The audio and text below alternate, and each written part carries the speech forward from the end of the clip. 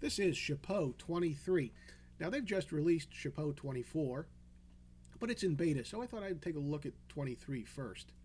And it is a very beautiful GNOME installation. It's a version, it's running Fedora 23 basically. Fedora is now on 24, and in November they'll be on version 25.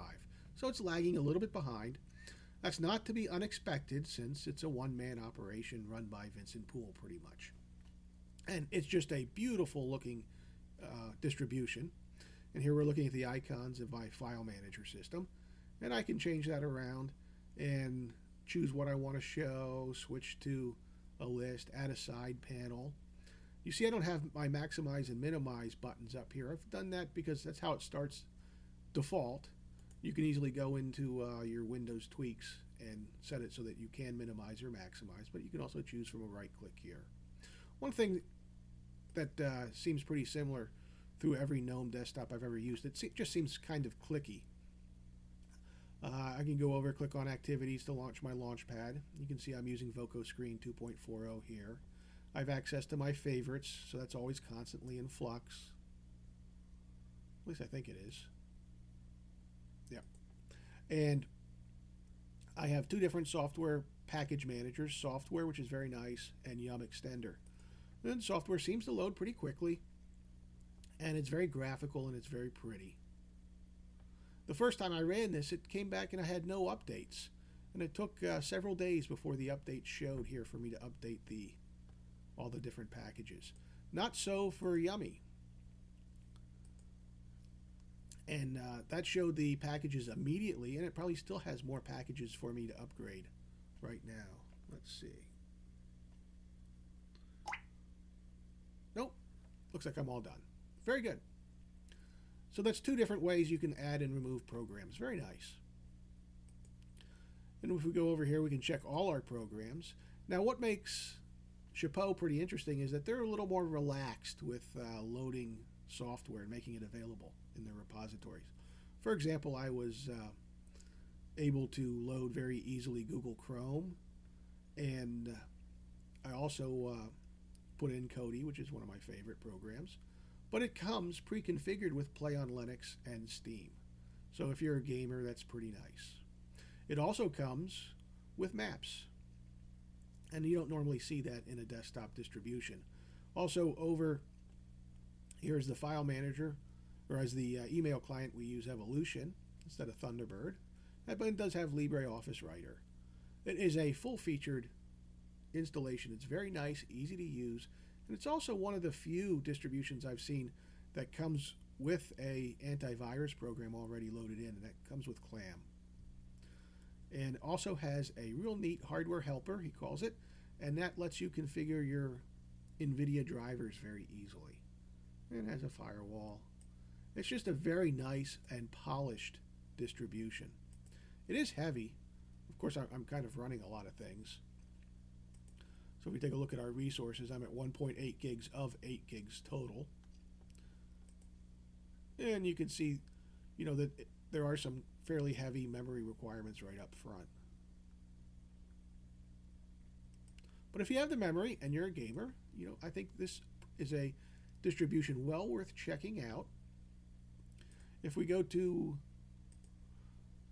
Firefox here, and we'll go to its home page, you can see that he really wants to make it a bleeding edge, cutting edge program that's easy to install and use.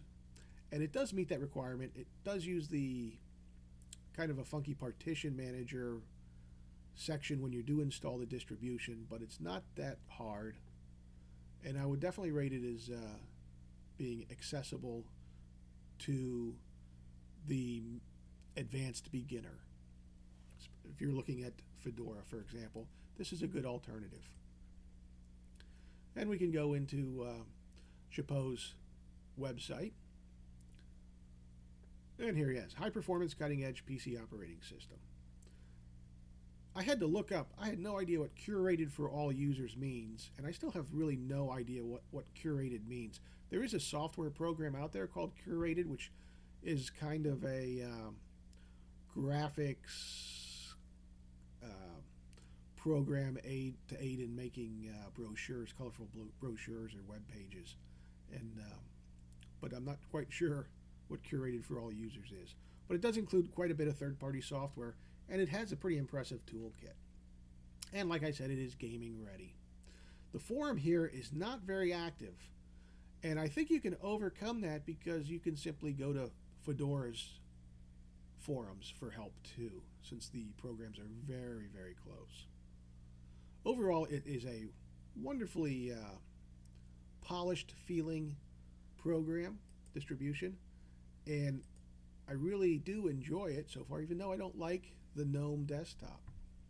It is for 64-bit only, and it has all the GNOME tweaks that you would ever want available to it, through the settings and tweaks bars. So we can jump down here, find our utilities, go into our tweak tool, for example. It does seem a little slow for my computer, but my computer's not the fastest. It's just a quad-core Phenom, so it's running off a 4 to 5 year CPU. And I've turned off my animations just to try and speed things up a little bit. But you can see you can just jump right through typical GNOME.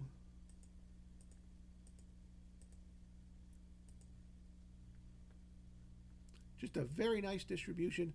And once I managed to get it upgraded and updated to current software levels, I've not had any crashes. I did have a couple crashes. I think they were graphic related before I managed to get my updates in.